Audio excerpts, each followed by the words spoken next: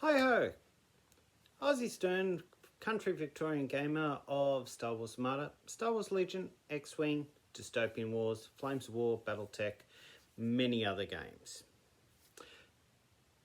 Today, I am compiling the last of my videos of the Dystopian Wars that I have been doing for the last couple of months for my friend. Finally. So, all in all, I had two fleets to do, the Templehof and the Elector count at the Elector Battlefleet sets. And it's taken me quite a while to do all of them because I have had other projects that I needed to do in between, and I had a number of personal things that I had to engage in as well, sort of thing. Some music concerts that I was involved with, gaming events, son's birthday, which went really well, although probably I've got a few more grey hairs from that. But all in all, I'm glad that I have finished. It means that now I can clear away one part of my table to concentrate on another part, which I will show you guys towards the end of this compilation as to what I'm doing next. Enjoy. With all of my ships for the Prussians, I have to start off with a basic undercoat of uniform grey, and then to that I need to darken it up with some of this Mechanicus grey. In many ways this colour is good, but can be slightly clumpy, and I had to use a little bit of water to thin it down on occasion, just so that it would spread out and go into all the recesses of all the battleship parts and the cruisers, etc. I also like to make sure that when I'm painting that I do get at least as much of it done in one coat as possible. So that being that I use the one colour across all of them before I go on to another colour. I also try and use as much of a guide in many ways, using a magnifying glass or jeweler's glasses to help me to identify where the actual colour is and where it hasn't gone. Sometimes this may mean that I need to go back and put it in a little bit thicker or slightly wetter so that I can smear it into those gaps. And it's also important that I discover where those gaps are if necessary, and then use the likes of some liquid green stuff or some clay, etc., to fill in those gaps. It's also important that I try and do all of the edges and not get it on the brown decking. And as you can see, sometimes it has to be quite delicate and slow. This is why I've sped it up so much, because obviously you guys don't want to hear me rambling on for more time than possible. I've also put on a little bit of white onto the crosses, and that will eventually be taken up with the yellow once I've finished all of this grey all across the actual carrier. It's the same process for the battleship as well as the cruisers, but I'm also going to, now that I've done it, I'm going to put the yellow on, which as you can see is a sunburst yellow. I've got to be very careful in trying not to get it too spread throughout the background of the white area, because I just want to have just the cross. And you'll see later on that I'm also going to put along the outside edges of those crosses on the likes of the battleship a little bit of black. I don't do that for the cruisers or the likes of the actual frigates and destroyers, because I think that it's not really necessary. But on the other hand, that little bit of black pops it out, just like what I've done in the airship previously. Now, I do apologise that getting the angle right for these iPads on where to actually do the camera angle can be a little bit difficult. I'm now going to use some of this oak brown as I guess you could call them sleepers that are underneath the railway tracks on all the cruisers and battleship.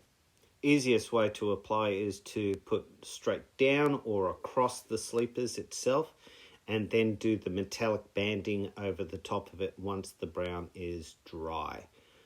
The Templehof decking is also in the same colour, so it all ties it in together.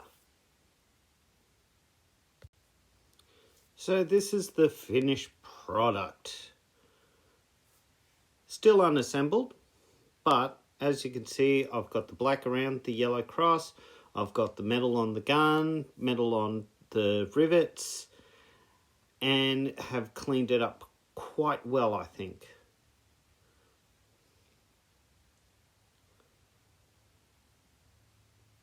Now I'm just going to glue this into place, the bridge area.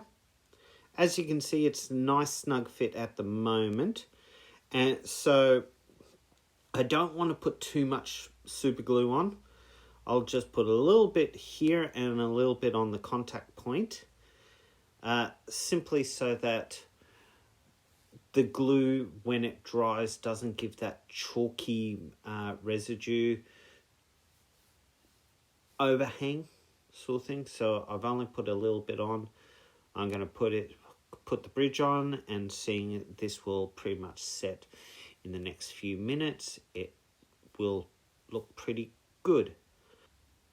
I've also decided to, and I've spoken previously about my desire to keep things modular. So I'm not gluing on any of the carriages, simply because it will allow my friend to customize what type of battleship he wants to use each and every time that he brings it out, whether it be guns or missiles. This is now the finished fleet. As you can see, I've got the Elector battleship, the Templehof, 4 cruisers, 4 frigates in the front, the 4 destroyers, signal destroyers there. In between everything, I've got all the modular bits for the battleship and cruisers, including the 2 trains. I still need to do the likes of the generators, which I'll be doing shortly, as well as all of these will now be going out for varnishing, just to give them, put a little bit of sealant on the paint to make sure that it doesn't chip. All in all, this project was really lovely to do.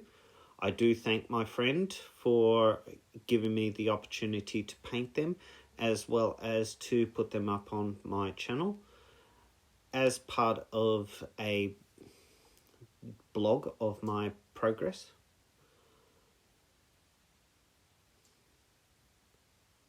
And I think I've done a very good job over all the models involved. My next project beyond this is getting back to Battletech. I've recently purchased I would say a fairly large amount of miniatures. I bought the Armored Combat box game, so I've got 8 mechs from there. I also purchased separately an Orion, a Victor, another Panther, an Enforcer. So they've all arrived, and I've already spray painted them, undercoated them in grey. So this is them now. So these are the mechs from the game of Armoured Combat. As you can see in the back row, I've got an Awesome, a Battle Master, a Shadowhawk, and a Thunderer. Over here are the ones that I have just purchased individually, including a Jumping Crusader, Orion, Panther, Spider, Victor, and an Enforcer. All of them will be painted up in the colours of the Kellhounds and have the decals put on at various places on their right torso area. Beyond that, I've got also Lando Calrissian for Star Wars Legion that I will be assembling and painting, as well as further developments for my Team Yankees. With my Team Yankee stuff that I've got, I've recently received a large number of M109s, M125s, so artillery and mortar carriers. I've received also some Abrams and also a large number of infantry that I needed to complete a Team Yankee force for Canadians in 6mm. Then I see that Battlefront has now about to release a NATO book with more updated stuff. So I may end up having to spend some more money.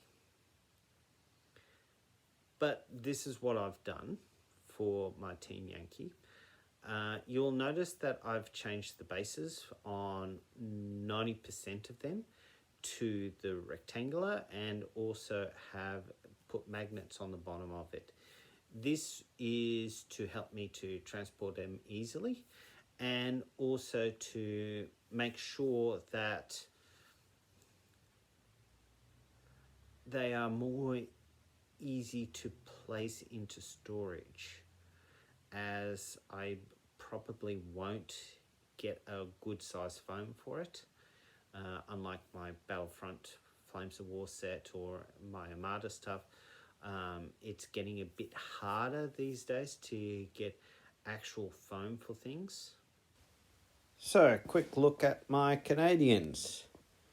In the tray you've got the Leopard ones with the M109s out the back, the Abrams, the blowpipe platoon, some M113 for my infantry, the ADAS, and then also into my infantry.